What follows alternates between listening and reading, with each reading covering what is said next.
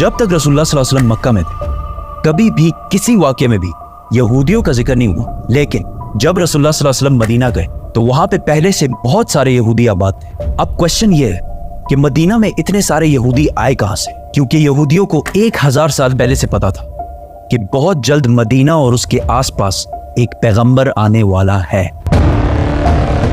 आज से तकरीबन 70 साल पहले 3 अरबी शेफर्ड्स फलस्तीन के पहाड़ों में अभी घूम फिर रहे थे कि अचानक उन्हें दूर से एक पहाड़ में एक गार, एक केव देखा। वो उस केव के अंदर गए और उन्होंने देखा कि उस केव में सिर्फ 2 जार्स पड़े हुए। उन्होंने ये जार्स खोल के देखे तो अंदर पुराने जमाने के कुछ पेपर्स और स्क्रोल्स पड़े हुए थे। उन्होंने सोचा पता नहीं कोई चीज होगी बस, तो उन्होंने बाजार जाकर थोड़े पैसों के बदले इनको बेच दिया। वहां से ये स्क्रोल्स किसी तरह अमेरिका के एक साइंटिस्ट के हाथ लगे, जिसको डायरेक्ट पता लग गया कि ये यहूदियों की आसमानी किताब तौरात है, लेकिन ये किसी अजीब से स्टाइल से लिखी हुई थी और आज के जमाने के सारे तौरात से मुख्तलिफ थी।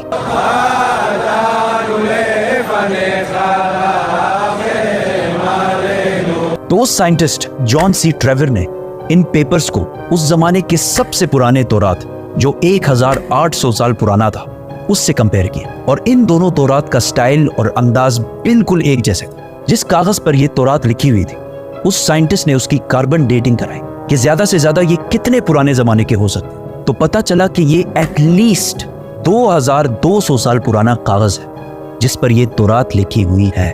Which means कि ये तौरात जो फलस्तीन के एक गार में एक आम से अरबी शेफर्ड को मिले थे, ये दुनिया के सबसे पुराने तौरात में से एक है। इवन हजरत ईसा अलैहिस्सलाम के आने से भी पुराने का तौरात है। Copies of the Bible that are 1000 years older than any previously known copy of the Bible? ये कंप्लीट तौरात तो नहीं है, लेकिन तौरात के बहुत सारे पोर्शंस इसमें मौजूद हैं। इन स्क्रोल्स के स्टार्टिंग में यहूदियों के एक पैगंबर आइज़ाया का जिक्र है, जिनको क्रिश्चियंस और मुसलमान दोनों एक सच्चा प्रॉफिट मानते हैं। और इस पैगंबर आइज़ाया ने फ्यूचर की कुछ प्रोफेसीज लिखी है कि आने वाले वक्तों में दुनिया में क्या क्या होने वाला है। पहली प्रोफेसी ये थी कि बख्त-ए-नसर बेबीलोन का बहुत ताकतवर बादशाह, जिसने हजारों साल पहले यहूदियों की बिल्कुल हिटलर की तरह तबाही फेर दी थी। इस तौरात की पहली प्रोफेसी ये है कि अभी तो बख्त-ए-नसर हमारे ऊपर बहुत जुल्म कर रहा है, लेकिन बहुत जल्द एक शख्स इसकी हुकूमत को तबाह और बर्बाद कर दे और यहूदियों को उनके इलाके में वापस आबाद करेगा। ये प्रोफेसी इस तौरात से भी 300 साल पहले पूरी हो चुकी थी, साइरस द ग्रेट की शक्ल में, जो ईरान का एक बहुत ताकतवर बादशाह था, जिसको आज बहुत सारे मॉडर्न इस्लामिक स्कॉलर्स जुल्करनैन भी समझते हैं। Actually, he was Cyrus. He was the king of Persia. ये भी एक बहुत इंटरेस्टिंग स्टोरी है, तो सब्सक्राइब। इस तौरात की दूसरी प्रोफेसी की वजह से यहूदी मदीना में आबाद थे। इस दुनिया के सबसे पुराने तौरात प्रोफेसी कुछ ऐसे है, देखो मेरा गुलाम जिसे मैं कायम रखता हूं, मैं अपनी रूह को इसमें डालूंगा और वो दुनिया में इंसाफ कायम करेगा, और जब तक वो जमीन पे इंसाफ कायम ना कर ले वो पीछे नहीं हटेगा और ना उसे कोई कुचल सकेगा, और मैं बुतों को अपनी तारीफ छीनने नहीं दूंगा। और जिन आबादियों में कैदार के लोग रहते हैं खुश हो जाएं। कैदार, कैदार, इसको याद रखें। सेला के लोग पहाड़ के ऊपर चढ़कर चीख चीख कर खुशी के नारे लगाएं। Let them give glory to their Lord. Now, let's break this down. सबसे पहले कहा गया है कि कैदार के लोग खुशियां मनाएं।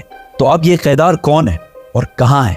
कैदार इब्राहीम अलैहिस्सलाम के बेटे इस्माइल अलैहिस्सलाम के दूसरे बेटे का नाम, और इस कैदार के बच्चों ने अरब में एक बहुत बड़ी सल्तनत कायम की, और रसूलुल्लाह सल्लल्लाहु अलैहि वसल्लम भी इस्माइल अलैहिस्सलाम के इस बेटे कैदार की नस्ल में से। दूसरा जिक्र है बुतों का। उस जमाने में सबसे ज्यादा बुतों की इबादत अरब में की जाती थी। अब इससे यह तो क्लियर है कि पैगंबर अरब में आएगा। प्रॉफिट आइज़ाया ने तौरात में दूसरी प्रोफेसी ये की थी कि सेला के लोग पहाड़ पर चढ़कर जोर जोर से खुशी के नारे लगाएं। ये सेला लफ्ज SELA आज भी तौरात में इसी तरह लिखा जाता है। अब ये सेला अरब में किधर है? This is very interesting. मेरी बात ना माने, गूगल मैप्स तो सबके पास होता है। गूगल मैप्स पर लिखें सेला अरब और सर्च दबाएं, आप सीधा इस पहाड़ की लोकेशन पर पहुंचेंगे। ये पहाड़ आज भी मदीना में है, और सिर्फ मदीना में ही नहीं बल्कि मस्जिद नबवी का सबसे नजदीक पहाड़ यही सेला पहाड़ है। मस्जिद नबवी से ये पहाड़ सिर्फ 500 मीटर दूर है, किलोमीटर भी नहीं, मीटर। तो तौरात में सेला के लोगों को कहा गया है कि पहाड़ पर चढ़ो और खुशी के नारे लगाओ, क्योंकि सब कुछ तौरात में यहूदियों को पहले ही बता दिया गया था। यहूदियों को इस बात का पूरा अंदाजा था कि बहुत जल्द मदीना में एक पैगंबर आने वाला है।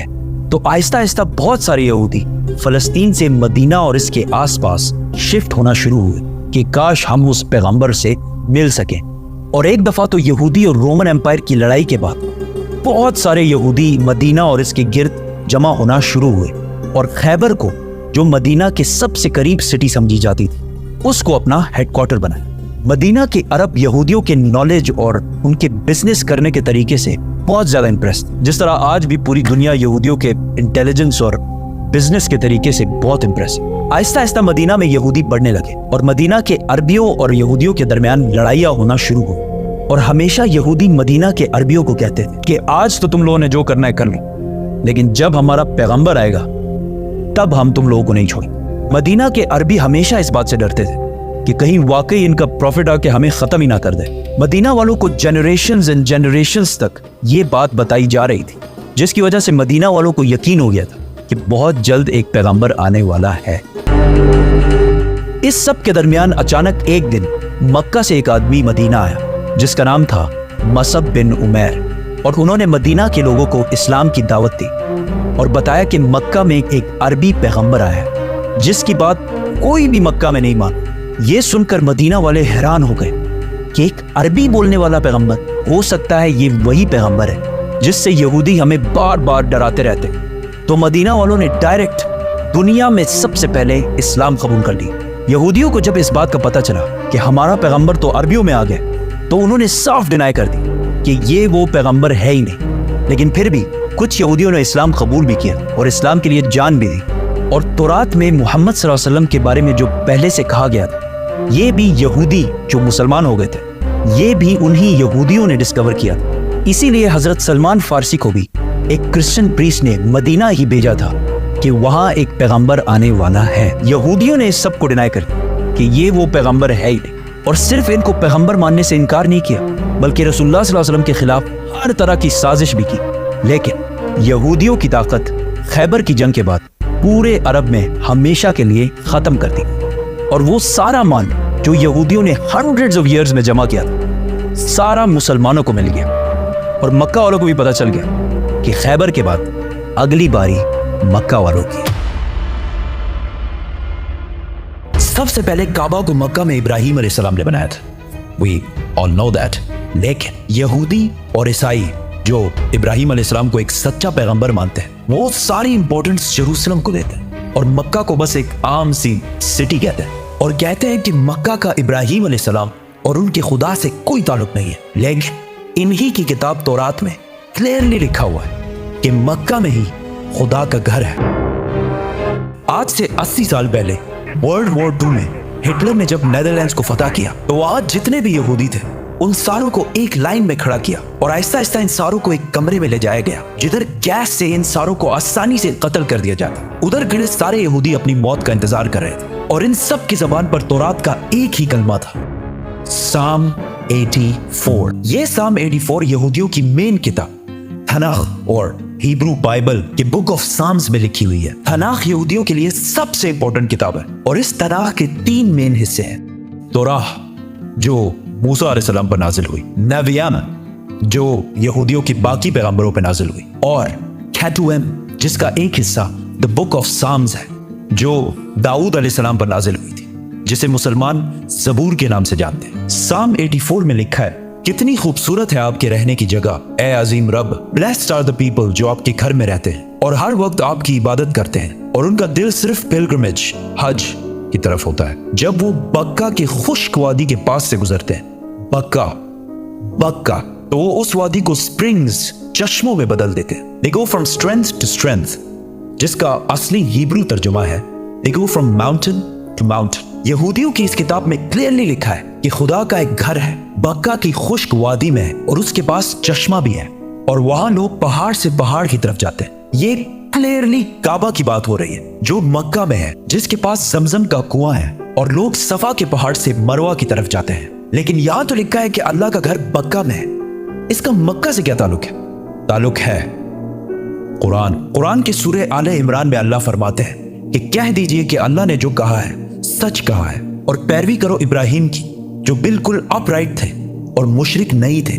یقیناً پہلا گھر جو لوگوں کے لیے بنایا گیا اللہ کی عبادت کے لیے وہی ہے جو مکہ میں ہے, برکت والا اور ہدایت کا سینٹر ہے سارے جہانوں کے لیے. تو اے کتاب والو, تم کیوں اللہ کی آیتوں سے انکار کرتے ہو؟ قرآن اور تورات دونوں نے مکہ کو مکہ نہیں بلکہ بکہ کا ہے, اور بکہ مکہ کا ہی پرانا نام ہے. مسلمانوں کا پہلا قبلہ مکہ کے بجائے جیروسلم میں بیت المقدس تھا. ایک دن مدینہ میں رسول اللہ صلی اللہ علیہ وسلم مسجد میں نماز پڑھا رہے تھے کہ اچانک اللہ کی طرف سے حکم ہوا کہ جہاں بھی ہو اپنا رخ بیت المقدس سے پھیر کر مکہ میں کعبہ کی طرف کرو. تو رسول اللہ صلی اللہ علیہ وسلم نماز کے دوران ہی 180 ڈگریز کعبہ کی طرف ٹرن ہوئے, اور پیچھے کھڑے سارے صحابہ نے بھی ایسا ہی کیا, اور اس طرح پہلی دفعہ مسلمانوں کا نیا قبلہ بنا. تو یہودیوں نے کہا کہ مسلمانوں نے اصلی قبلے بیت المقدس کو چھوڑ کر پتہ نہیں کہاں سے ایک نیا قبلہ ایجاد کر لیا. یہودی اور ہسٹورینز دونوں اس بات کو مانتے ہیں کہ جیروسلم میں یہودیوں کا پہلا ٹیمپل سلیمان علیہ السلام نے آج سے 3000 سال پہلے بنایا تھا, جبکہ مکہ میں کعبہ کو ابراہیم علیہ السلام نے بنایا تھا جو سلیمان علیہ السلام سے بھی ہزاروں سال پہلے گزر چکے تھے. تو مسلمانوں نے ایک نیا قبلہ ایجاد نہیں کیا بلکہ اصلی قبلے کی طرف واپس گئے ہیں. یہودی مذہب میں ابراہیم علیہ السلام نے اسماعیل علیہ السلام اور ان کی ماں ہاجر کو پاران کے ڈیزرٹ میں چھوڑا تھا, جس کو آج بہت سارے ہسٹورینز حجاز کا علاقہ سمجھتے ہیں, اور اسی حجاز میں مکہ بھی واقع ہے. یہودیوں کے ریلیجن میں اسماعیل علیہ السلام کی اتنی امپورٹنس نہیں ہے جتنی اسحاق علیہ السلام کی ہے, اور وہ کہتے ہیں کہ ابراہیم علیہ السلام کو اسحاق علیہ السلام کو ذبح کرنے کا حکم دیا گیا تھا, اسماعیل علیہ السلام کو نہیں. لیکن وہ ہمیشہ سے اسماعیل علیہ السلام اور اس کی اولاد کو نیک اور سچے لوگ مانتے ہیں, اور اس کا اندازہ اس مووی کے کلپ سے ہوگا جو یہودیوں نے موسیٰ علیہ السلام پر بنائی تھی. جب موسیٰ علیہ السلام مصر سے بھاگ کر جیتھرو کے پاس پناہ لیتے ہیں تو جیتھرو ان سے کہتے ہیں, Abraham is the father of many nations. We are the children of Ishmael, his firstborn. We are the obedient of God. کعبہ کو بنانے کے بعد مکہ کا پہلا نام مکہ تھا, اور یہاں زیادہ تر اسماعیل علیہ السلام کی اولاد آباد تھی. جیسے جیسے وقت گزرتا گیا آہستہ آہستہ بہت سارے اور ٹرائبز بھی مکہ میں رہنے لگے, اور یہاں کا نام بکہ سے مکہ میں بدل گیا. اور ایسا ہسٹری میں بار بار ہوا ہے, جیسے بامبے اور ممبئی. آہستہ آہستہ لوگ اصلی ریلیجن کو چھوڑ کر بتوں کی عبادت کرنے لگے, اور کعبہ کو بھی عجیب عجیب بتوں سے بھر دیا. رسول اللہ صلی اللہ علیہ وسلم کی عمر جب 35 سال تھی تو ایک دن بارشوں کی وجہ سے کعبہ کی چھت اچانک گر گئی. تو مکہ کے لوگوں نے کعبہ کو دوبارہ بنانے کا ارادہ کیا, لیکن صرف حلال پیسوں سے. جیسے ہی وہ کعبہ کی ٹوٹی دیوار بنانے لگے تو ایک دیوار پر کچھ عجیب سا لکھا ہوا تھا. انہوں نے یہ پڑھنے کی کوشش کی لیکن یہ عربی میں نہیں کسی اور زبان میں لکھا ہوا تھا. آخر ایک یہودی نے آ کے ان کو بتایا کہ یہودیوں کی زبان ایرمیک ہے, اور اس پر لکھا ہے I am Allah, the Lord of Bakka. اور یہ میں نے تب بنایا تھا جب میں نے آسمان اور زمین اور چاند اور سورج کو بنایا تھا, اور یہ تب تک قائم رہے گا جب تک اس کے 2 پہاڑ قائم ہیں. اور آج بھی کعبہ کے غلاف کے اوپر مکہ نہیں بکہ لکھا ہوا ہے. کعبہ جب دوبارہ مکہ والوں نے بنانا شروع کیا تو سارے قبیلوں کی آپس میں لڑائی شروع ہو گئی. کون سا قبیلہ حجر اسود کو اس کی اصلی جگہ پر لگائے گا؟ تو آخر قریش کے سب سے بڑی عمر والے شخص نے کہا کہ جو بھی نیکسٹ کعبہ کے دروازے سے انٹر ہوگا وہی ڈیسائیڈ کرے گا. اینڈ اچانک رسول اللہ صلی اللہ علیہ وسلم کعبہ میں داخل ہوئے, اور وہ پیغمبر نہیں تھے اس ٹائم. تو سب نے کہا کہ ہمیں منظور ہے کیونکہ محمد سب سے زیادہ صادق اور امین ہے. تو رسول اللہ صلی اللہ علیہ وسلم نے ان کی لڑائی ختم کرنے کے لیے حجر اسود کو ایک چادر کے درمیان میں رکھا, اور سارے قبیلوں کو کہا کہ اس چادر کو سائڈ سے پکڑ لو. اور جیسے ہی وہ اس جگہ پہنچے تو رسول اللہ صلی اللہ علیہ وسلم نے حجر اسود اپنے ہاتھوں سے کعبہ کے اندر فٹ کیا. لیکن کعبہ اس ٹائم بھی 360 بتوں سے بھرا ہوا تھا, اور کعبہ کی چابی عثمان بن طلحہ کے پاس تھی. پیغمبر بننے کے بعد ایک دن رسول اللہ صلی اللہ علیہ وسلم عثمان بن طلحہ کے پاس آئے اور ان سے کعبہ کی چابی مانگی. تو انہوں نے کہا کہ کعبہ کی چابی اور آپ. تو رسول اللہ صلی اللہ علیہ وسلم نے عثمان بن طلحہ سے کہا کہ یاد رکھو ایک دن تم کعبہ کی چابی میرے ہاتھ میں دیکھو گے, اور میں جسے چاہوں گا یہ چابی دوں گا. تو عثمان بن طلحہ نے کہا کہ اچھا, تو وہ قریش کے لیے سب سے بدترین دن ہوگا. تو رسول اللہ صلی اللہ علیہ وسلم نے کہا کہ نہیں, وہ دن قریش کے لیے سب سے عزت والا دن ہوگا. اس واقعے کے کچھ ہی سال بعد آخر رسول اللہ صلی اللہ علیہ وسلم نے 10,000 مسلمانوں کے ساتھ مکہ کو فتح کر لیا, اور کعبہ کے اندر موجود سارے بتوں کو توڑ دیا, اور کعبہ کی چابی عثمان بن طلحہ کو واپس کر دی. اس کے بعد مسلمان عرب کے سب سے پاورفل فورس بن گئے. لیکن मक्का को फतह करने के सिर्फ 14 दिन बाद मुसलमान अपनी जिंदगी की सबसे मुश्किल जंगों में से एक के लिए हुनैन की तरफ रवाना हो। कुरान की सबसे बड़ी प्रेडिक्शंस में से एक द ग्रेट रोमन एम्पायर के बारे में थी। जब सुपर पावर रोमन एम्पायर बिल्कुल खत्म होने वाली थी, उसी टाइम कुरान ने कहा कि नहीं, जंग रोमन एम्पायर ही जीतेगी। मक्का के एक गार में जिब्राइल अलैहिस्सलाम के मोहम्मद सल्लल्लाहु अलैहि वसल्लम को इकरा कहने के 8 साल पहले रोमन एम्पायर और पर्शियन एम्पायर, दो बड़ी सुपर पावर्स के दरमियान बहुत सख्त लड़ाई शुरू हो चुकी थी। ये ऐसे था कि आज अमेरिका और चाइना की फुल फ्लेज वॉर स्टार्ट हो जाए। इस जंग में पर्शियन एम्पायर ने रोमन एम्पायर को तबाह बर्बाद कर दिया था और पूरी दुनिया को ये लग रहा था कि रोमन एम्पायर, जो 1000 साल से दुनिया की सबसे बड़ी सुपर पावर थी, खत्म होने वाली है। और ये रोमन एम्पायर कोई छोटी चीज नहीं थी। आज तक पूरी दुनिया में उसी रोमन एम्पायर का बहुत बड़ा इन्फ्लुएंस है। ये वीडियो मैं बना रहा हूं जुलाई के महीने में। पता है जुलाई को जुलाई क्यों कहते हैं? रोमन बादशाह जूलियस सीजर की वजह से, जो रोमन एम्पायर का पहला बड़ा बादशाह था। और जुलाई के बाद ऑफ कोर्स अगस्त आएगा, जो रोमन्स के दूसरे बड़े बादशाह ऑगस्टस के नाम पर रखा गया है। और इस सब के अलावा जितने प्लैनेट्स हैं, जुपिटर, मार्स, वीनस, ये भी इसी रोमन एम्पायर के खुदाओं के नाम पर रखे गए हैं। रोमन एम्पायर इस्लाम से 300 साल पहले 2 पार्ट्स में बढ़ चुकी थी, ईस्टर्न और वेस्टर्न रोमन एम्पायर, जिसके बाद वेस्टर्न रोमन एम्पायर तो आहिस्ता आहिस्ता खत्म हो गई। लेकिन Eastern Roman Empire, Byzantine Empire, फिर भी दुनिया की सुपर पावर रही। इस जंग में ऐसे लग रहा था कि पर्शियंस आखिरकार इस रोमन एम्पायर को खत्म कर देंगे। इतना बड़ा काम पर्शियंस कभी भी अकेले नहीं कर सकते थे अगर उनके पास रोमन एम्पायर के अवाम का सपोर्ट ना होता। जंग से पहले रोमन एम्पायर की अवाम अपने बादशाह और अपने फौज से बहुत तंग आ चुकी थी, क्योंकि इस्लाम से 8 साल पहले रोमन बादशाह मोरिस, जिसको अवाम बहुत पसंद करती थी, उसके आर्मी जनरल फोकस ने तख्त से हटा दिया था और उसकी बीवी और 8 बच्चों को उसके आंखों के सामने बहुत ही बुरी तरह कत्ल कर दिया था। और इन सब के सरों को इस्तांबुल में, उस जमाने में कॉन्स्टेंटिनोपल में, सारी अवाम के सामने लटका दिए थे। तो ये सब देखकर रोमन एम्पायर की अवाम ने इस नए बादशाह के खिलाफ हर तरफ बगावत शुरू कर दी। तो जैसे हर ताकतवर करता है, उसने इन प्रोटेस्टर्स को पूरी तरह क्रश किया और हजारों लोगों को जेलों में डाला और हजारों लोगों को कत्ल भी किया, ताकि अवाम में खौफ फैल जाए। लेकिन आहिस्ता आहिस्ता ये प्रोटेस्ट और भी ज्यादा फैलते गए। ये सब कुछ सुना सुनाया नहीं लग रहा? पर्शियन बादशाह खुसरो ने जब देखा कि रोमन एम्पायर की अवाम अपने बादशाह के खिलाफ हो गई है, तो उसने इस टाइम का फुल फायदा उठाया और रोमन एम्पायर पर हमला कर दिया। और आहिस्ता आहिस्ता रोमन एम्पायर की बहुत इंपॉर्टेंट प्रोविंसेस, सीरिया, इजिप्ट, फलस्तीन पर कब्जा कर लिया। तो आहिस्ता आहिस्ता रोमन एम्पायर की अवाम और फौज को समझ आ गई कि फोकस से ना हो पाएगा। तो उन्होंने अफ्रीका के गवर्नर, जिसकी लोग बहुत इज्जत करते थे, उससे मदद मांगी। तो उसने अपना बेटा हेराक्लियस को कॉन्स्टेंटिनोपल भेजा। जैसे ही वो पहुंचा, अवाम और फौज ने मिलकर पिछले बादशाह को हटा दिया और हेराक्लियस को अपना नया एम्परर बनाया और फोकस के साथ वही कुछ किया जो उसने पिछले बादशाह के साथ किया था। हेराक्लियस जैसे ही बादशाह बना, उसे पता चला कि 90,000 क्रिश्चियंस को कत्ल करके पर्शियंस ने यहूदियों की मदद से फलस्तीन पर कब्जा कर लिया है और क्रिश्चियंस की सबसे मुकद्दस होली जगह द होली सेपल्कर को तबाह कर दिया है। इसकी क्रिश्चियनिटी में वही अहमियत है जो इस्लाम में बैतुल्लाह शरीफ की है। और वो क्रॉस जिस पर जीसस को मारा गया था, अकॉर्डिंग टू द क्रिश्चियंस, उसे वहां से उठाकर अपने कैपिटल थेसिफोन, मदियन ले गए हैं। ये ऐसी था कि आज काबा से कोई हजर अस्वद उठा के ले जाए। कैन यू इमेजिन दुनिया में क्या होगा?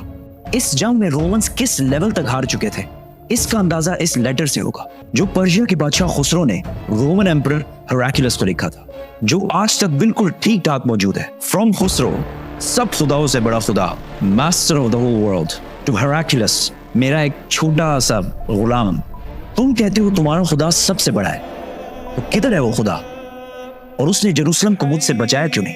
ये सब 2 सुपर पावर्स के दरमियान इधर हो रहा था। लेकिन इससे बहुत दूर मक्का के गार में खुदा ने एक आदमी की तरफ अपना एक फरिश्ता भेजा और कहा,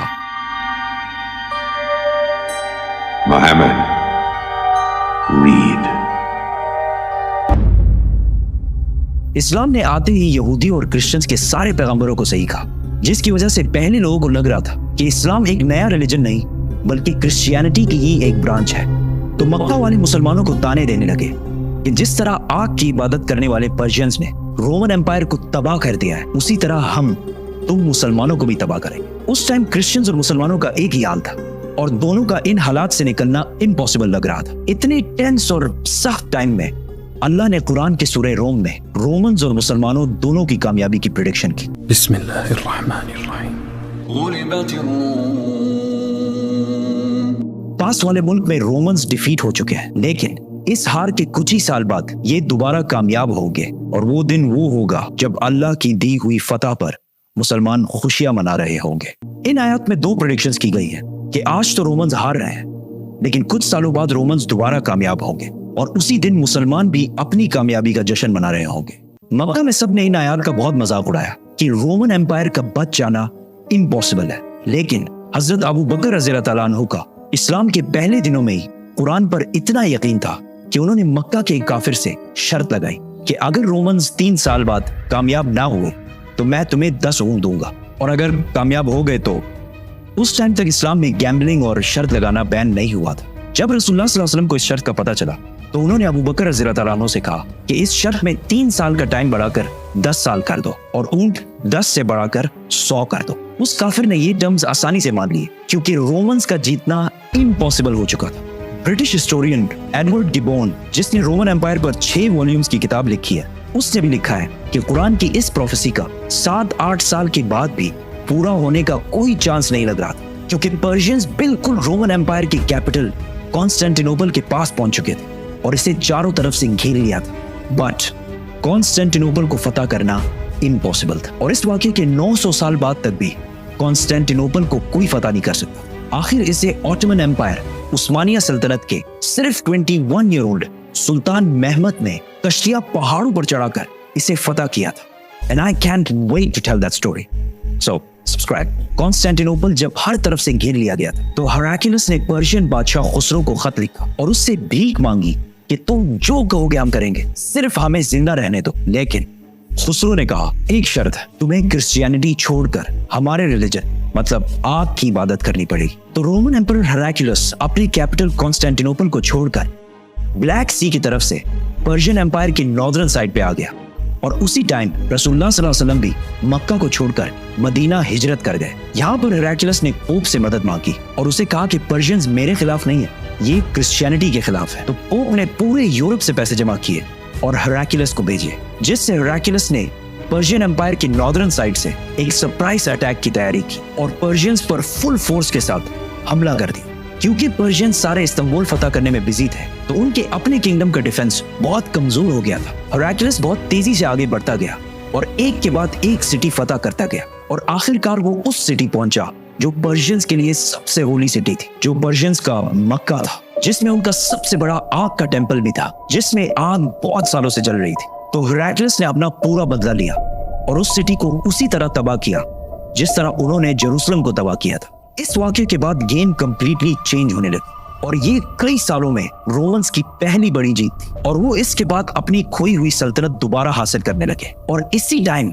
सिर्फ 313 मुसलमानों ने मक्का के काफिरों को जंगे बदर में हरा दिया और अपनी पहली जंग जीतने का जश्न मनाने लगे और कुरान की प्रोफेसी पूरी हो गई। अबू बकर रज़ियल्लाहु ताला अन्हु ने जो शर्त लगाई थी वो जीत गए और मक्का के उस बंदे ने उसे 100 ऊंट दिए, लेकिन उस टाइम इस्लाम में गैम्बलिंग और शर्त लगाना हराम हो चुका था। तो रसूलुल्लाह सल्लल्लाहु अलैहि वसल्लम ने कहा कि ये 100 के 100 ऊंट गरीबों में बांट दो। हेराक्लियस आगे बढ़ता गया और आखिर पर्शिया के कैपिटल टेसिफोन मदियन को चारों तरफ से घेर लिया।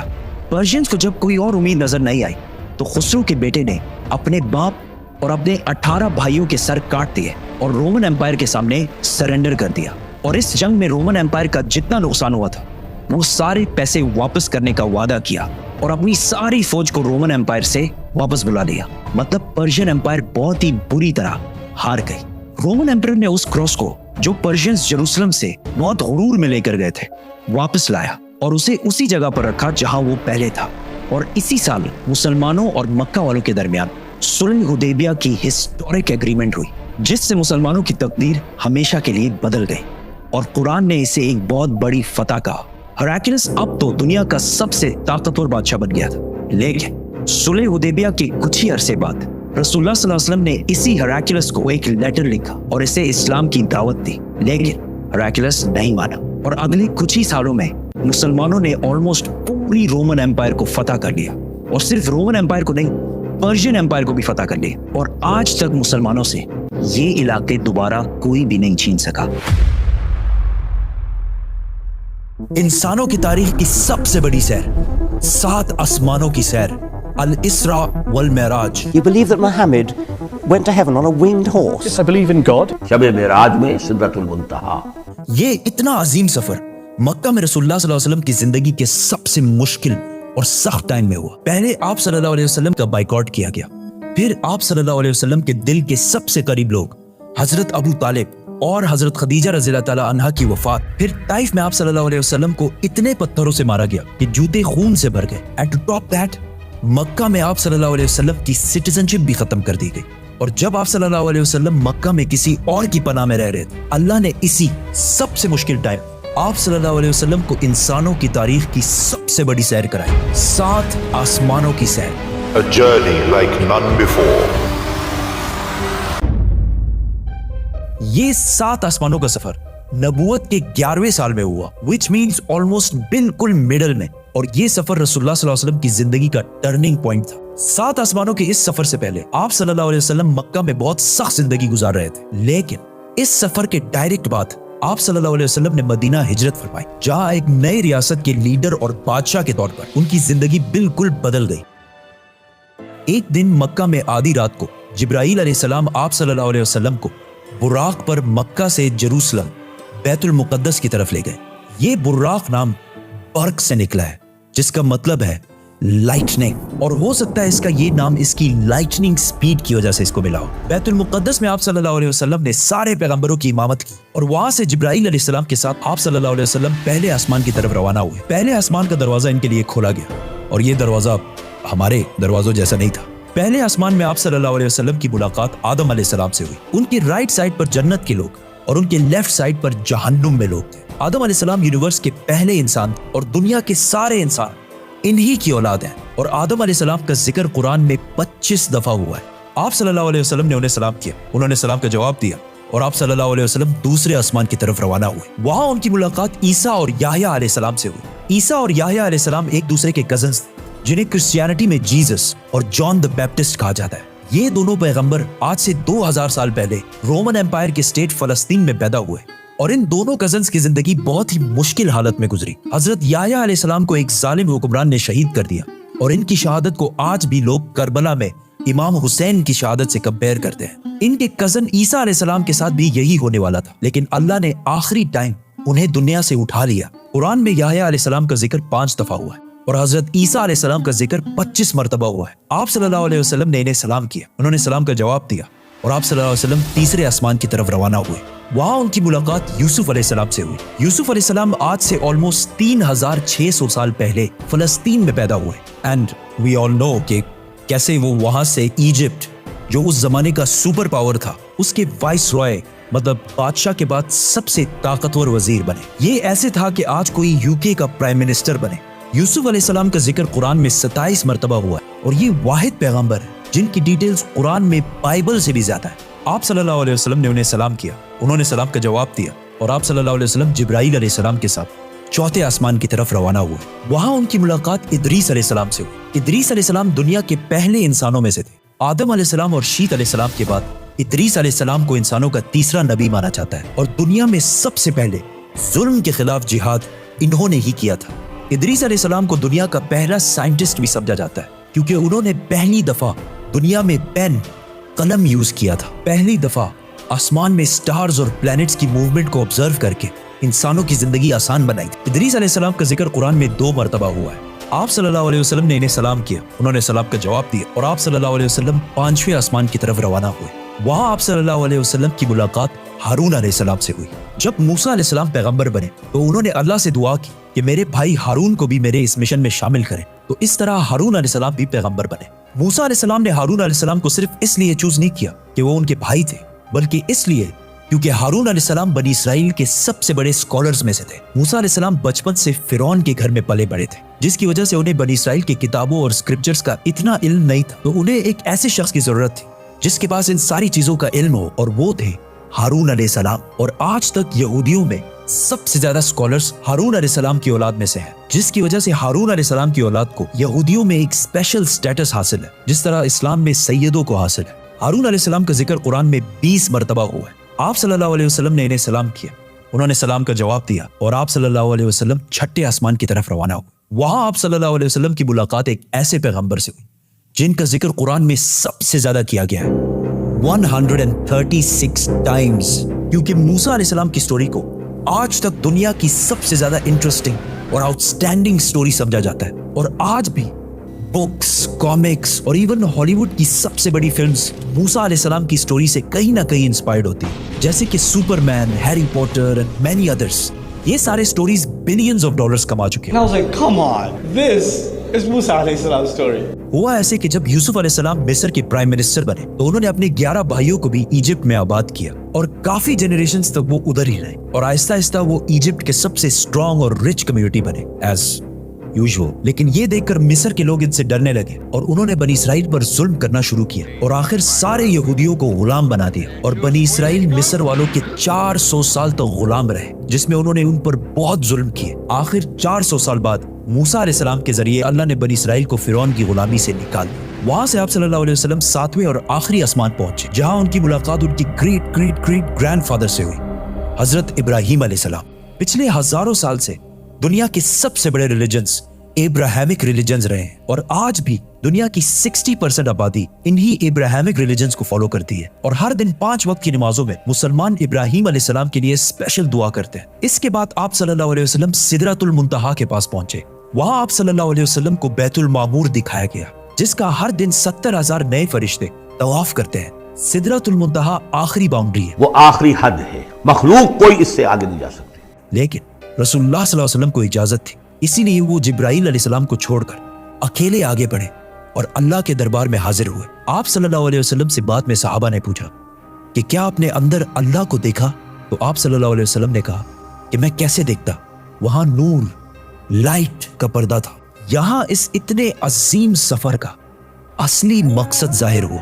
یہاں اسلام کا سب سے بڑا حکم مسلمانوں پر فرض ہوا، نماز، جو پچھلے 1400 سال سے پورے دنیا کے کونے کونے میں ادا ہو رہی ہے۔ اس سے پہلے نماز فرض نہیں ہوئی تھی، کیونکہ مکہ میں مسجد بنانا امپاسبل تھا، لیکن آسمانوں کے اس سفر کے بعد مسلمانوں نے مدینہ کی طرف ہجرت کی اور وہاں اسلام کی پہلی مسجد بنائی، اور اسی نماز کی وجہ سے مدینہ میں ایک ایسی ڈسپلنڈ اور مضبوط کمیونٹی بنی جس نے آگے جا کے کچھ ہی سالوں میں رومن اور پرشین امپائر، 2 بڑی سپر پاورز کو فتح کر لیا۔ اس وقت آپ صلی اللہ علیہ وسلم پر 50 نمازیں فرض ہوئی۔ جیسے ہی آپ صلی اللہ علیہ وسلم وہاں سے روانہ ہوئے، ان کی ملاقات موسیٰ علیہ السلام سے ہوئی۔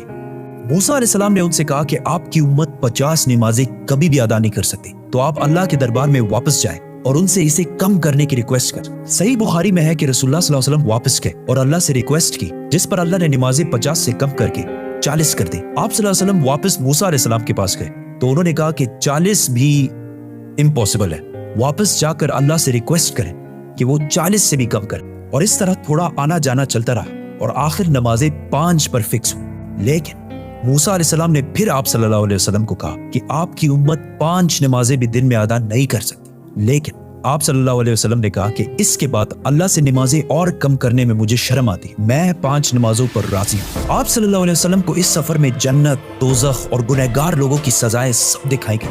آخر آپ صلی اللہ علیہ وسلم جیروسلم واپس بیت المقدس پہنچے اور وہاں سے واپس مکہ کی طرف روانہ ہوئے۔ راستے میں انہیں ایک قافلہ دیکھا جن کا ایک اونٹ ان سے بھاگ گیا تھا۔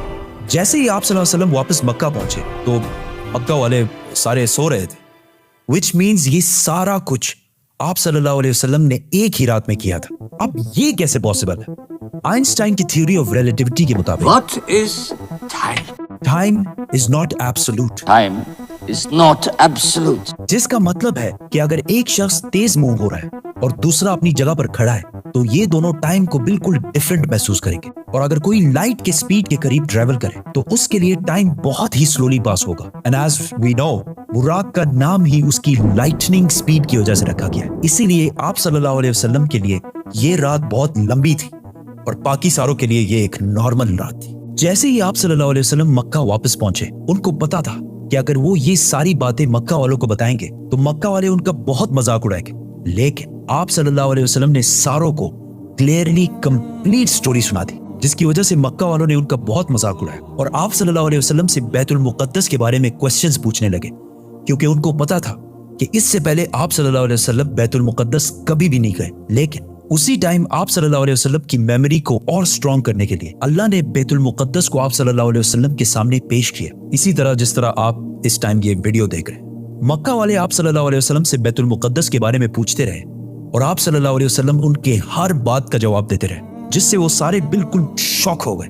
आप सल्लल्लाहु अलैहि वसल्लम ने उन्हें उस काफले का भी बताया जिसका ऊंट भाग गया था और उसके थोड़ी ही देर बाद वो काफला भी पहुंच गया, और उन्होंने कहा कि ये सब कुछ सच है, जिससे मक्का वाले और भी शॉक हो गए।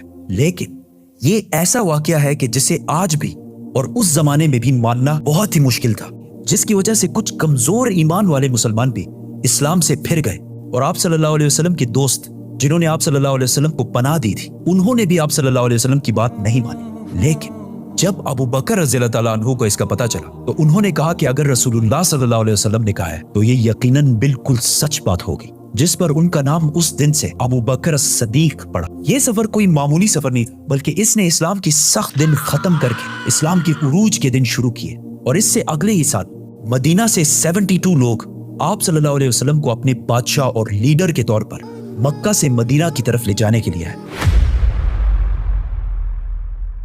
आप सल्लल्लाहु अलैहि वसल्लम एक ही रात में स्टार्स, प्लैनेट्स, गैलेक्सीज को क्रॉस करते हुए जमीन से आसमान की तरफ गए। अब अल्लाह ने कुरान में एक जगह फरमाया है कि जमीन और आसमान के दरमियान हर चीज अल्लाह को सजदा करती है, विच मीन्स सारे stars, galaxies, planets, mountains, trees. लेकिन ये कैसे पॉसिबल है? सजदा तो इस तरह होता है, और कभी स्टार्स और प्लैनेट्स को हमारी तरह इबादत करते हुए किसी ने देखा है? लेकिन अल्लाह ने कुरान में बार बार कहा है कि ये सारी चीजें अल्लाह की इबादत करती हैं। तो यूनिवर्स के इन सारी चीजों में कोई ना कोई बात कॉमन, एक जैसी जरूर होगी।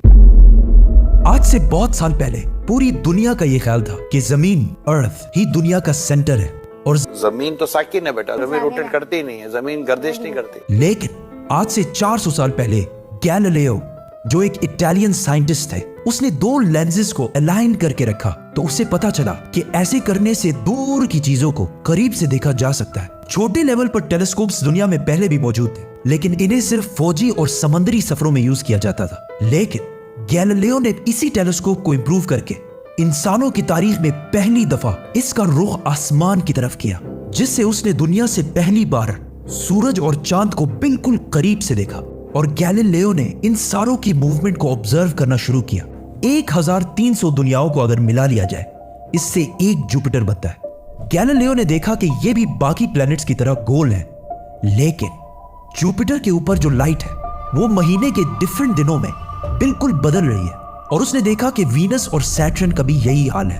अब ये सब कुछ तभी पॉसिबल था कि अगर ये सारी चीजें सूरज के गिर्द घूम रही हो, दुनिया के नहीं। गैलीलियो ने ये बातें पूरी दुनिया को बताई कि यूनिवर्स का सेंटर दुनिया नहीं बल्कि सूरज है। लेकिन इस बात को सुनकर यूरोप के सारे चर्चेस उसके दुश्मन बन गए, क्योंकि उस जमाने के पोप का ये ख्याल था कि जमीन ही यूनिवर्स का सेंटर है, और सिर्फ पोप का नहीं, पूरी दुनिया का ये ख्याल था। जमीन तो साकिन है, जिसकी वजह से गैलीलियो को चर्च से ये सजा मिली कि वो हमेशा के लिए घर में बंद कर दिया जाएगा। लेकिन गैलीलियो ने अपना काम जारी रखा, और उसकी इन रिसर्चेस को बाद में पूरी दुनिया ने माना। इवन पोप ने भी गैलीलियो के मरने के 350 साल बाद पूरी दुनिया के सामने उससे माफी मांगी और कहा कि हम गलत थे और आप सही थे। आहिस्ता आहिस्ता हमें पता चला कि जमीन यूनिवर्स का सेंटर नहीं है, बल्कि ये सूरज के गिर्द घूमती है, और सूरज भी कोई इतनी बड़ी चीज नहीं है, बल्कि सूरज तो इसके जैसे अरबों खरबों स्टार्स की तरह मिल्की वे गैलेक्सी का एक छोटा सा हिस्सा है। और ये मिल्की वे गैलेक्सी अरबों स्टार्स से बनी हुई है, और ये सारे बिलियंस ऑफ स्टार्स एक ही सर्कल में घूम रहे हैं।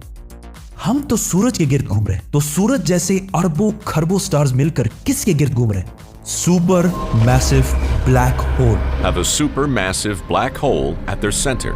इस ब्लैक होल ने, जो हमारे सूरज से 40 लाख टाइम्स बड़ा है, ने पूरी गैलेक्सी को एक गोल सर्कल में रखा हुआ है। जिस तरह हमारे सूरज ने जमीन, जुपिटर, मार्स, इन सारे प्लैनेट्स को एक सर्कल में रखा हुआ है। लेकिन ये गैलेक्सी भी कोई इतनी बड़ी चीज नहीं है, बल्कि ये लाखों और गैलेक्सीज को मिलाकर एक छोटे से क्लस्टर का एक छोटा सा हिस्सा है। ये लाखों गैलेक्सीज मिलकर एक क्लस्टर बनाते हैं, और ये क्लस्टर भी कोई इतनी बड़ी चीज नहीं है, बल्कि इस जैसे लाखों क्लस्टर्स मिलाकर एक सुपर क्लस्टर बनता है, और ऐसे हजारों सुपर क्लस्टर्स और भी मौजूद है। اب آپ نے یہ نوٹ کیا کہ ان سارے سٹارز، گیلیکسیز، پلانٹس میں ایک چیز کامن ہے کہ اس پورے یونیورس میں ہر چیز کسی نہ کسی دوسرے آبجیکٹ کے گرد گھوم رہی ہے. اور جب رسول اللہ صلی اللہ علیہ وسلم بھی آسمانوں کی طرف گئے تو انہوں نے بیت المعمور میں فرشتوں کو نماز پڑھتے ہوئے نہیں دیکھا. وہ بھی کسی چیز کے گرد گھوم رہے تھے.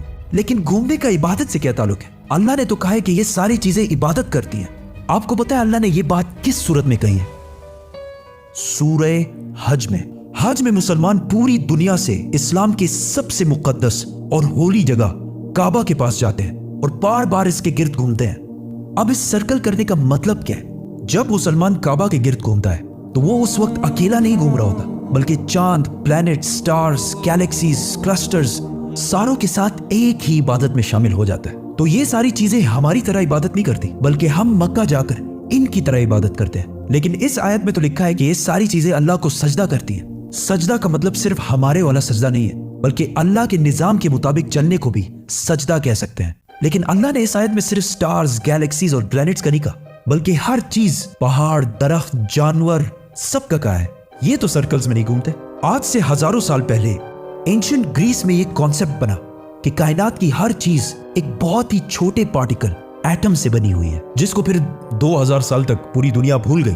لیکن آج سے 200 سال پہلے اس کانسیپٹ پر ریسرچ دوبارہ شروع ہوئی اور سائنسدانوں کی ریسرچ سے پتا چلا کہ ایٹم سب سے چھوٹا پارٹیکل نہیں ہے، بلکہ اس کے اندر اور بھی پارٹیکلز ہیں، جیسے پروٹونز، نیوٹرونز، الیکٹرونز. پروٹونز اور نیوٹرونز ہمیشہ ایٹم کے سینٹر میں ہوتے ہیں اور الیکٹرونز ہمیشہ ان کے گرد گھوم رہے ہوتے ہیں، آلموسٹ بالکل اسی طرح جس طرح پلانٹ سورج کے گرد گھومتے ہیں اور سٹارز بلیک ہول کے گرد گھومتے ہیں. جس کا مطلب ہے کہ کائنات کی ہر چیز چاہتے یا نہ چاہتے ہوئے کسی نہ کسی چیز کا طواف کر رہی ہے. اور جب کوئی مسلمان کعبہ کا طواف کرنے جاتا ہے تو وہ کائنات کی ہر چھوٹی سے چھوٹی چیز، جیسے ایٹم کے اندر الیکٹرون سے لے کر کائنات کے سب سے بڑے آبجیکٹس، پلانٹس، سٹارز، گیلیکسیز اور ایون بیت المعمور میں فرشتوں کے ساتھ ایک ہی عبادت میں شامل ہو جاتے ہیں. ہو سکتا ہے اسی لیے اسلام میں طواف کرنا سب سے بڑی عبادت ہے. تو جب سورہ حج میں اللہ نے فرمایا کہ یہ ساری چیزیں میری عبادت کرتی ہیں، تو یہ ہماری طرح عبادت نہیں کرتی، بلکہ ہم مکہ میں کعبہ کا طواف کر کے ان کی طرح اللہ کی عبادت کرتے ہیں. لیکن ان ساری چیزوں کا طواف کرنے کا ایک فکس ٹائم ہے، اور جیسے ہی یہ ٹائم پورا ہوگا تب ہر شخص معلوم کر لے گا کہ وہ کیا لے کر آیا ہے. آپ صلی اللہ علیہ وسلم کی وفات سے پہلے انہوں نے صحابہ کو بہت سارے باتوں کا پہلے سے بتا دیا تھا کہ ان کے جانے کے بعد دنیا میں کیا کیا ہونے والا ہے. ایک دن حضرت عمر رضی اللہ تعالیٰ عنہ باقی صحابہ کے ساتھ آپ صلی اللہ علیہ وسلم کے پاس مسجد نبوی میں بیٹھے ہوئے تھے کہ اچانک ایک بہت ہی روبدار اور ہینڈسم آدمی مسجد میں داخل ہوا. ان کے کپڑے ایکسٹریملی وائٹ اور بال بالکل بلیک تھے. اس دن سے پہلے انہیں مدینہ میں کسی نے بھی نہیں دیکھا، مطلب وہ مدینہ کے رہنے والے نہیں تھے، اور ان کے کپڑوں اور بالوں سے بالکل ایسا نہیں لگ رہا تھا کہ وہ کہیں دور سے ٹریول کر کے مدینہ آئے.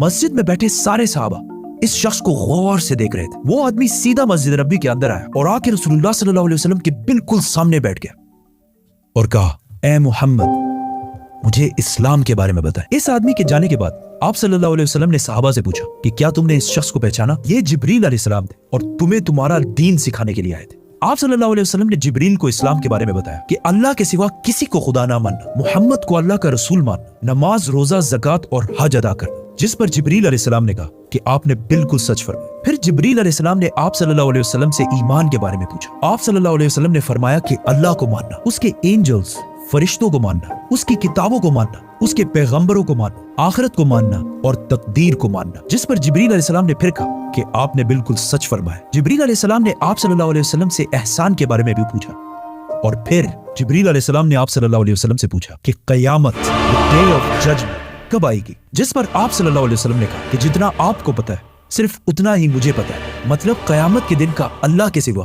کسی کو بھی نہیں پتا. جبریل علیہ السلام نے یہ سننے کے بعد فرمایا کہ مجھے اس دن کے بارے میں کچھ نشانیاں بتائیں.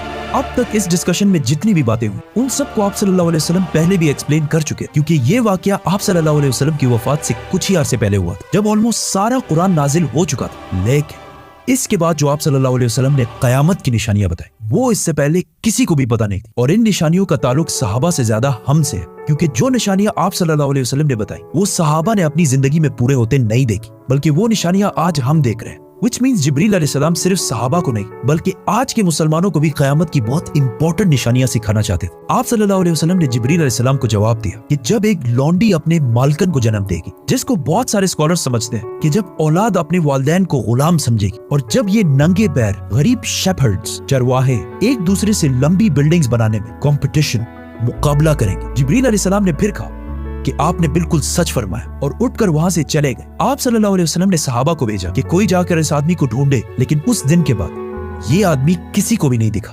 Now, आप सल्लल्लाहु अलैहि वसल्लम ने नंगे पैर गरीब चरवाहों का जिक्र किया, जिन्हें उस जमाने में अरब बेडुइन्स बद्दू कहा करते थे, जो अरब के बाकी कबीलों से हमेशा दूर रहते थे और कभी भी एक जगह पर नहीं रहते, बल्कि अपने जानवरों के साथ हमेशा ट्रेवल करते रहते थे। मतलब एक खाना बदोश नॉर्मैडिक जिंदगी गुजारते थे। ये इसलिए बहुत अजीब बात थी क्योंकि बद्दू पूरे अरब में सबसे गरीब कबीलों में से होते थे। सिर्फ उस जमाने में नहीं बल्कि इस हदीस के 1000 साल बाद भी ये बेडुइन्स अरब के सबसे लोअर क्लास होते थे। इसलिए सहाबा हैरान थे कि हमारी सोसाइटी के सबसे गरीब क्लास कैसे आपस में लंबी बिल्डिंग्स बनाने में मुकाबला करेंगे। आप सल्लल्लाहु अलैहि वसल्लम के बाद खिलाफत राशिदा हर तरफ फैलने के बाद दुनिया की सबसे बड़ी सुपर पावर बन गई। सिर्फ मुसलमानों में नहीं बल्कि ये उस वक्त तक इंसानों की तारीख की सबसे बड़ी एम्पायर थी, जो अलेक्जेंडर द ग्रेट और रोमन एम्पायर के जूलियस सीजर के एम्पायर से भी बहुत बड़ी थी। इसका फायदा उठाते हुए ये बेडुइन्स पूरे दुनिया में फैल गए, लेकिन फिर भी इनकी सबसे बड़ी पॉपुलेशन इसी अरब के इलाके में रही। आहिस्ता आहिस्ता वक्त गुजरता गया और इनका कल्चर बिल्कुल भी नहीं बदला। ये बेडुइन्स उसी तरह अपनी जिंदगी गुजारते रहे। आखिर 1000 साल बाद उस्मानिया खिलाफत के आखिरी जमाने में दुनिया पुराने तरीकों से एक नई इंडस्ट्रियल एज की तरफ बढ़ने लगी। तो आखिर उस्मानी खलीफा सुल्तान अब्दुल हमीद ने मुसलमानों को भी मॉडर्न दुनिया की तरफ लाने के लिए बहुत स्ट्रॉन्ग रिफॉर्म्स की और पूरी एम्पायर में बहुत सारे प्रोजेक्ट शुरू किए, जिसमें इस्तांबुल से मदीना तक एक ट्रेन भी बनाई गई। लेकिन इस ट्रेन के रास्ते में हमेशा एक बहुत बड़ी रुकावट थी, यही बेडुइन्स, क्योंकि इन्हीं बेडुइन्स ने इससे बहुत साल पहले 1757 में 20,000 हाजियों को शहीद भी किया था, जिसके बाद उस्मानिया सल्तनत इनके कल्चर को चेंज करने लगी और इन्हें खानाबदोश नॉर्मैडिक जिंदगी से एक परमानेंट इलाके में सेटल करने की कोशिश की। लेकिन बेडुइन कबीले उस्मानिया सल्तनत के इन रिफॉर्म से बिल्कुल भी खुश नहीं थे और आखिर सऊदी अरब के पहले बादशाह इब्ने सऊद ने बेडुइन्स को यूनाइट करके ऑटोमन एम्पायर के खिलाफ एक फौज बनाई और फिर ब्रिटिश की मदद से इस पूरे इलाके को फतह कर लिया, जिसे आज हम सऊदी अरेबिया कहते हैं। और कुछ सालों बाद इन इलाकों से ऑयल तेल डिस्कवर होने के बाद यही बेडुइन्स, जिनकी इससे पहले कोई औकात नहीं थी, अब दुनिया के सबसे रिच लोगों में से बने और इनमें से बहुत सारे मिलियनियर्स और बिलियनियर्स भी सामने आए। लेकिन तेल डिस्कवर होने के बाद इन सारों को पता चला कि ये ऑयल हमेशा के लिए नहीं रहने बल्कि एक दिन बहुत जल्द खत्म होने वाली है, जिसके साथ इनकी सारी लग्जरीज भी खत्म हो जाएगी। तो सबसे पहले दुबई के बादशाह शेख मोहम्मद बिन राशिद, जो एक बेडुइन बद्दू कबीले से हैं, जिन्होंने एक बार खलीज टाइम के इंटरव्यू में खुद ये कहा है कि उन्हें बेडुइन कबीले से होने पर फख्र है। उन्होंने दुबई को ऑयल से निकालकर टूरिज्म और बिजनेस की तरफ लाया और बहुत तेजी से कुछ ही सालों में दुबई दुनिया की बेस्ट सिटीज में से बन गई। और फिर कुछ सालों बाद दुनिया की सबसे लंबी बिल्डिंग बुर्जुल खलीफा भी दुबई में बनाई गई। ये अब तक इंसानों की बनाई हुई सबसे बड़ी बिल्डिंग थी। इससे पहले एक जमाने में, आज से 4500 साल पहले, इजिप्ट में फिरौनों के बनाए हुए pyramids, specifically the pyramid of Giza, इंसानों की बनाई हुई सबसे बड़ी बिल्डिंग और दुनिया की सबसे बड़ी बिल्डिंग होने का ये टाइटल इस पिरामिड के पास 3800 साल तक रहा। मतलब फिरौन के बाद 3800 साल तक कोई भी फिरौन से लंबी बिल्डिंग नहीं बना सका। लेकिन 3800 साल बाद यूरोप के एक चर्च ने पिरामिड्स का ये रिकॉर्ड तोड़ दिया, जिसके बाद पेरिस के आईफिल टावर और 9/11 में तबाह होने वाले वर्ल्ड ट्रेड सेंटर भी दुनिया की सबसे बड़ी बिल्डिंग्स रह चुकी है। इसके बारे में फिर हम बात करेंगे, तो सब्सक्राइब। दुबई के इस अजीम कामयाबी को देखकर सऊदी ने भी इसे कॉपी करना शुरू किया और मक्का में काबा के बिल्कुल सामने दुनिया की चौथी सबसे बड़ी बिल्डिंग बनाई और कुछ ही साल बाद दुनिया की सबसे बड़ी बिल्डिंग का ऐलान करती है, किंगडम टावर या जद्दा टावर, जो दुबई के बुर्ज खलीफा से भी बड़ी होगी और इस तरह सऊदी यूएई से आगे निकल जाएगा। इस सारे प्रोजेक्ट को हेड करने वाले का नाम अल वलीद बिन तलाल है, जो कुछ साल पहले दुनिया के सबसे अमीर अरब, जिनके कबीले का ताल्लुक अगेन एक बेडुइन कबीले से, जिसके बाद दुबई ने सऊदी से दोबारा आगे निकलने के लिए दुबई में एक नई दुनिया की सबसे बड़ी बिल्डिंग बनाने का ऐलान किया, जो इन दोनों बुर्ज खलीफा और जद्दा टावर से भी बड़ी होगी। और आजकल हर कुछ अरसे बाद बहुत तेजी से अरब में ऐसी लंबी बिल्डिंग्स के प्रोजेक्ट्स का ऐलान हो रहा है। इवन अरब कंट्रीज एक दूसरे को ये तक नहीं बता रही कि उनके अगले प्रोजेक्ट की हाइट क्या होगी, क्योंकि फिर बाकी अरब कंट्रीज उनसे आगे निकलने के लिए उससे भी बड़ी बिल्डिंग का ऐलान कर देंगे। और इस तरह लंबी बिल्डिंग्स बनाने का एक बहुत सख्त कंपटीशन इन सारे अरब ममालिक में स्टार्ट हो चुका है, जिनमें ऑलमोस्ट सारे प्रोजेक्ट्स के पीछे ऐसे लोग हैं जिनका कोई ना कोई ताल्लुक उन्हीं बेडुइन कबीलों से। और आज ये जो कुछ भी हो रहा है, इस सब का रसूलुल्लाह सल्लल्लाहु अलैहि वसल्लम ने आज से 1400 साल पहले ही जिब्रील अलैहिस्सलाम और सहाबा को बता दिया था कि एक दिन ये बेडुइन्स जो आज नंगे पैर और बहुत ही गरीब शेपर्ड्स चरवाहे हैं, वो एक दूसरे से लंबी बिल्डिंग्स बनाने में मुकाबला करें। और ये क़यामत की इतनी इंपॉर्टेंट निशानी है कि जिब्रील अलैहिस्सलाम खुद मुसलमानों को ये सिखाने आए थे, और आज रसूलुल्लाह सल्लल्लाहु अलैहि वसल्लम की बताई हुई इस निशानी को हम अपने आंखों के सामने पूरा होते देख रहे हैं। सब्सक्राइब।